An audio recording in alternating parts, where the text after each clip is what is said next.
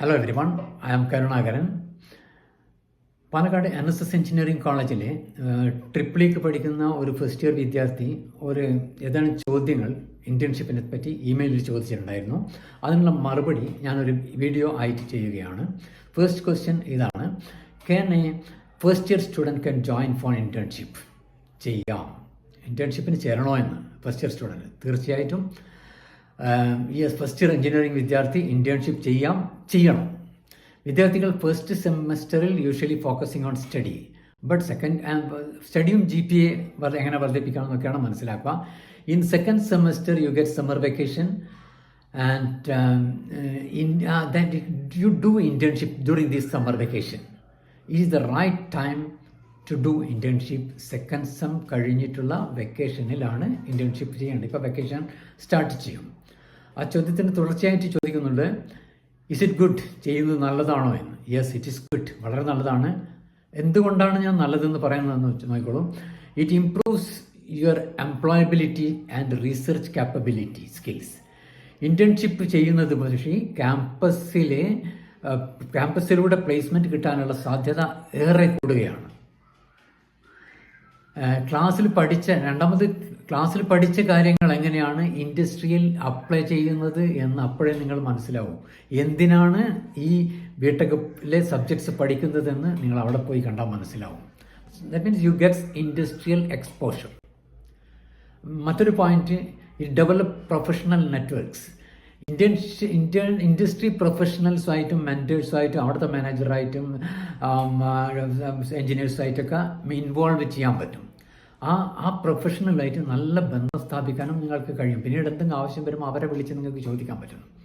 ഇത് ഫ്യൂച്ചറിൽ ഒരുപാട് ഗുണം ചെയ്യും. And your next is powerful resume. അതായത് റെസ്യൂമേ ശക്തമാകും. ഞാൻ ഇൻറ്റേൺഷിപ്പ് നിങ്ങൾ ബയോഡാറ്റയിൽ കാണിക്കാനുള്ളത് നിങ്ങളുടെ ഡേറ്റ് ഓഫ് ബർത്തും മറ്റു കാര്യങ്ങളുണ്ടാവും. എന്തിനു വേണ്ടി ബിടെക് ചെയ്തു എന്ന് കാണുന്നുണ്ടെങ്കിൽ 2 months I was doing internship എന്ന് പറയുന്ന സമയത്ത് റെസ്യൂമേ പവർഫുള്ളായി. പിന്നെ ഇൻ്റർവ്യൂവിലൊക്കെ നന്നായിട്ട് പെർഫോം ചെയ്യാൻ കഴിയും. And one more point, can identify your area of interest and your career options. അല്ലെ, ഇൻറ്റേൺഷിപ്പ് കരിയർ ലക്ഷ്യങ്ങൾക്ക് വ്യക്തത വരുത്തുന്നു.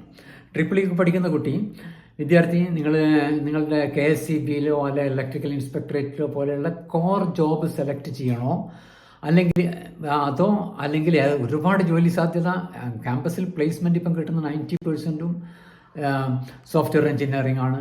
ആ ഏരിയയിലേക്ക് മാറണോ, അല്ലെങ്കിൽ ആർട്ടിഫിഷ്യൽ ഇൻ്റലിജൻസിലേക്ക് മാറണോ, ഇൻ്റർനെറ്റ് ഓഫ് തിങ്സ് IoTയിലേക്ക് മാറണോ, VLSI വേണോ, വെബ് ഡിസൈൻ വേണോ, ഈ പോലുള്ള മേഖലയിലേക്ക് നിങ്ങൾക്ക് പഠിച്ചുകൊണ്ട് ബിടെക്കിന് ട്രിപ്പിളാണെങ്കിൽ ട്രിപ്പിളി പഠിച്ചുകൊണ്ട് തന്നെ മാറാൻ കഴിയും. ആ മേഖലയിലേക്ക് ജോലി ലക്ഷ്യം വെക്കണോ എന്ന് നിങ്ങൾ ഇൻറ്റേൺഷിപ്പ് കഴിഞ്ഞിട്ട് വന്നു കഴിഞ്ഞാൽ നിങ്ങൾക്ക് മനസ്സിലാവും. തീരുമാനം എടുക്കാൻ പറ്റും. എന്നിട്ട് you can switch over to that side.